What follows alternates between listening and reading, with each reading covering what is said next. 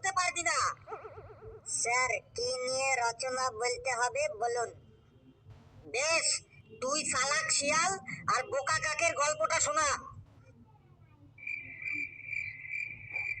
কিরে চুপ করে আছিস যে? স্যার মানে ওই স্টার্টিং তো মনে পড়ছে না, ওই স্টার্টিং তো একবার বলে দিন। আমি জানতাম তুই পারবি না। বইয়ের পাতা খুলবি তবে তো পারবি। কখনো বইয়ের পাতা একবারও খুলে দেখেছিস? সারাদিন তো গান বাজনা শায়েরি নিয়ে পড়ে থাকিস। এই ফেলু, তুই দাঁড়া, তুই বল। What what what I saying, মানে আমি কি বলবো স্যার? ফার্স্টি করে তুই খুব ইংরেজি বলতে পারিস তাই তো? বল, চালাক শিয়াল আর বোকা কাকের গল্পটা বল।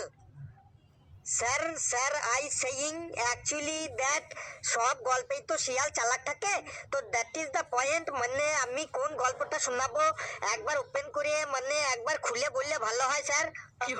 আরে ওই যে গল্পটিতে একটা গাছের ডালে কাকের মুখে মাংসের টুকরো থাকবে আর ওই গাছটির নিচে একটা চালাক শিয়াল বসে থাকবে, ওই গল্পটা তুই ইংরেজিতে শোনা। স্যার আগে থেকেই বলে দিচ্ছি, আমার একটা প্রবলেম হলো, আমি ইংরেজিতে কথা বলার সময় মাঝে মাঝে আমার মুখ থেকে স্লিপ করে বাংলা বেরিয়ে আসে। মানে আমি ইংরেজিতেই বলবো কিন্তু মাঝে মাঝে বাংলার এন্ট্রি হয়ে যাবে, যদিও তাতে চিন্তার কোনো কারণ নেই, আপনি সবই বুঝতে পারবেন।